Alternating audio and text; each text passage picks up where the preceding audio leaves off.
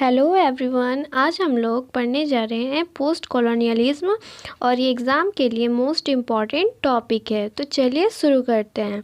तो इसका first point है कॉलोनियलिज्म, जो लैटिन भाषा कोलोनिया से आया है।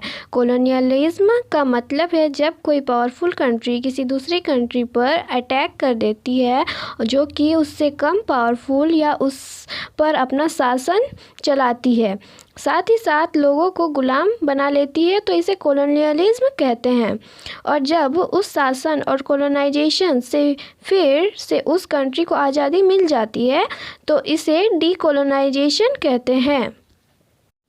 अब आपका आता है पोस्ट कॉलोनियलिज्म, जो कॉलोनियलिज्म के ख़त्म होने पर शुरू होता है और जो भी लिटरेचर पोस्ट कॉलोनियलिज्म पीरियड में लिखा गया है अगेंस्ट द कॉलोनियल रूल, उसे हम पोस्ट कॉलोनियल लिटरेचर कहते हैं। पोस्ट कॉलोनियल लिटरेचर का जो कॉन्सेप्ट है वो ऐसे देशों से मिलकर आया है जो पहले ब्रिटेन, फ्रांस या फिर किसी अन्य कॉलोनियल पावर के गुलाम रहे हो।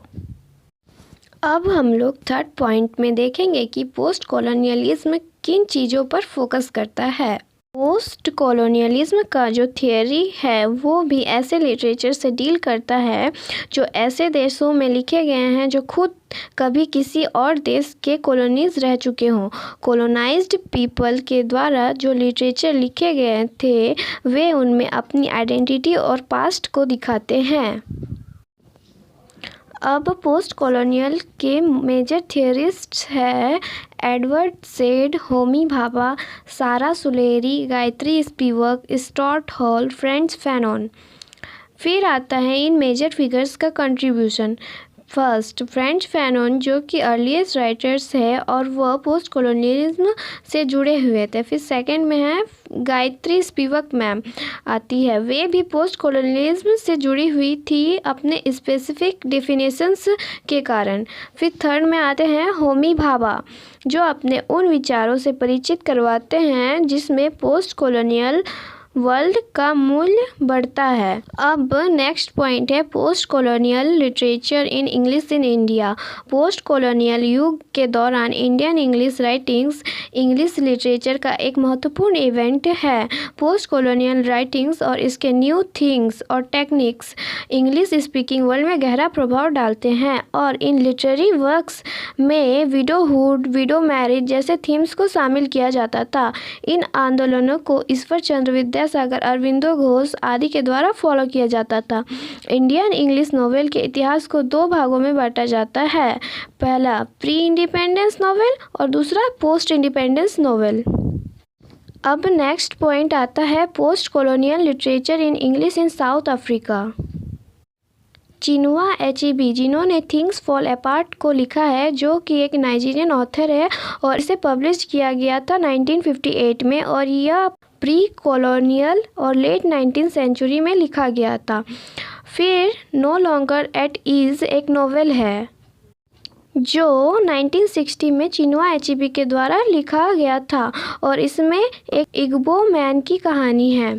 फिर थर्ड पॉइंट जो है वो पर्पल हिबिस्कस एक नोवेल है जो नाइजीरियन ऑथर चिमांडा नगोजी एडिची के द्वारा लिखा गया है और इसे 2003 में एलोगोनक्विन के बुक में पब्लिश किया गया था। फिर जो नेक्स्ट पॉइंट है अमेरिकाना एक नॉवेल है जो चिमांडा एडिची के द्वारा लिखा गया है, जिसके कारण उन्हें National Book Critics fiction award मिला है।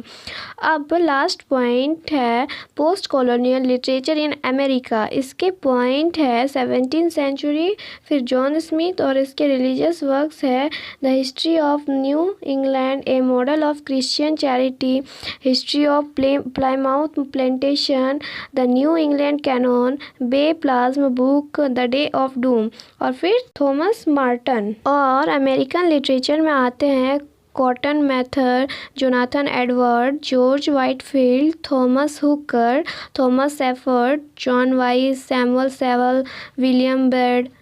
फिर अमेरिकन रेवोल्यूशन में आते हैं Benjamin Franklin, Thomas Paine, John Jefferson, John Trumbull, Francis Hopkins, Philip Marin. फिर आते हैं थॉमस जेफरसन। इसके बाद आते हैं नॉवेल्स जो लिखा गया है विलियम हिल ब्राउन के द्वारा और उनका नॉवेल है द पावर ऑफ सिंपैथी, फिर सुसाना रोसन जिसका नॉवेल है चार्लोट टेम्पल। इस टॉपिक के साथ साथ आपका कोर 14 भी कंप्लीट हो गया। इसके बाद आप लोगों का DSC 3 शुरू होने वाला है और आज का टॉपिक यहीं एंड होता है। प्लीज़ मेरे वीडियो को लाइक करें, कमेंट करें और शेयर करें।